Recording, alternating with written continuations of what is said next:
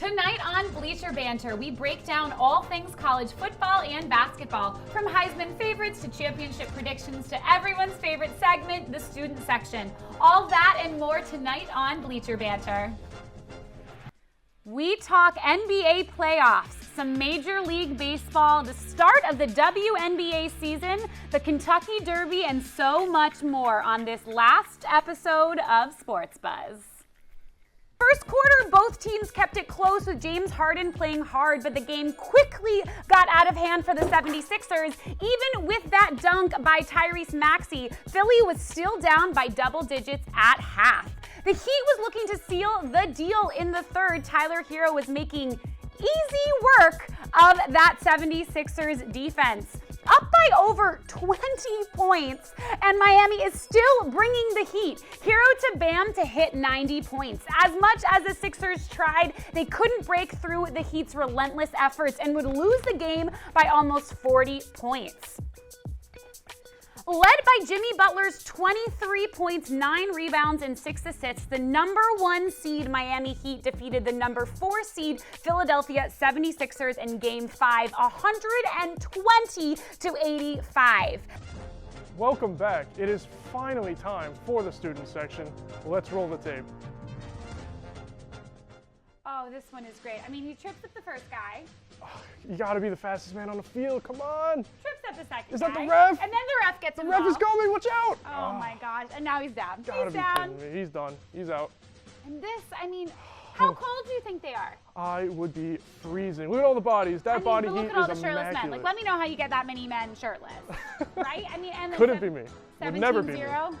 Rutgers doesn't get to see that often. Gotta be happy about it. Oh my goodness. And this, Easily much lost $15. $15. For that beer. Oh. Well, thank you everyone for joining us here tonight. From myself and Joe and everyone else involved in Bleacher Banter, thank you and have a good night. Welcome back and thanks for sticking with us. Now that we've taken a look at the men's teams, we welcome on Shannon Savinsky to break down the top teams in women's college hoops.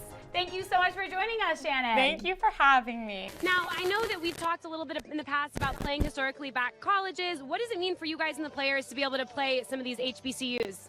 I think it's just a great opportunity. You know, we talk about it with our kids all the time. I don't care who the opponent is or where they're from or what the weather is. We got to come ready to play. And, you know, they're a good school. They won it. They've been in the playoffs. They won the MEAC in the past. So, obviously, they've had a history of being successful, and I'm just happy my kids were able to show up and compete the second half and play like we're supposed to. Thank you. And we kind of talked a little bit before we came back on camera about that second half and how that second half was so drastically different from the first half. What were some of the things that were said in the locker room to pump those boys up and to get them playing like they should the second half? Well, we'll keep that between us, or myself and the team. But, you know, we talked about some of the things that I felt that we weren't doing well. Obviously, penalties and being disciplined was one, and, you know, better communication on defense. And, you know, when you're at halftime and you're still up with you had the lead coming out, but we weren't playing to my liking and what I thought we should have been. I kind of thought we were going through the motions and just punching the clock, and that's not going to be good enough. You know, if you want to win football games and you want to be a great team, you got to play consistently 4 quarters every game, no matter who your opponent is. And the second half was a lot better than what I thought that I saw the first half, but we still made some mistakes in the second half that I wasn't happy with. Thank you so much, Coach. All right, thank you. Back to you guys. Welcome back, and we are headed to Louisville, Kentucky for what some call the greatest 2 minutes in sports. Do you know what that is? The Kentucky Derby, of The course. Kentucky Derby. I hope you have your seersucker suits and hats ready because this is a historic one. You ready, Naya? Oh, I'm ready. You ready, guys? Let's roll the tapes. Now, do you know why this is one of the most historic Kentucky Derbies in history? I think a horse named Rich Strike. I think you're right. Now, Rich Strike was not even supposed to be in the race up until Friday night. You know what's even crazier? What? His name is not on any of the t-shirts. If you were to buy a t-shirt in Louisville at the Kentucky Derby, his name is not on the back, the list full of horses. He, like 3 or 4 horses before scratch, meaning he got put in last minute. Now, he was behind, came back, looked around at some of the other horses and just said, screw it. Yeah. I'm going to win the Kentucky Derby, and just blasted forward. Now, this horse has only won 2 other races, and its jockey, his family didn't even know what to do afterwards. I was told by a colleague that was there that a woman and her daughter walked up and said, "Hi, do you know where I'm supposed to go?" And he said, "What do you mean, do I know where you're supposed to go?" And she said, "My husband just won the Kentucky Derby and we don't know where to go." Sheesh. And they had to escort them to the winner's box. Now, Nyala, I have some personal anecdote that makes me a little sad. Do you want to know what it is? Tell me. Okay, so we had some people over for the Kentucky Derby. Everybody was dressed up. We had the hats, we had the mules, we had everything. Now, right before everybody lines up, they show all the odds for the horses.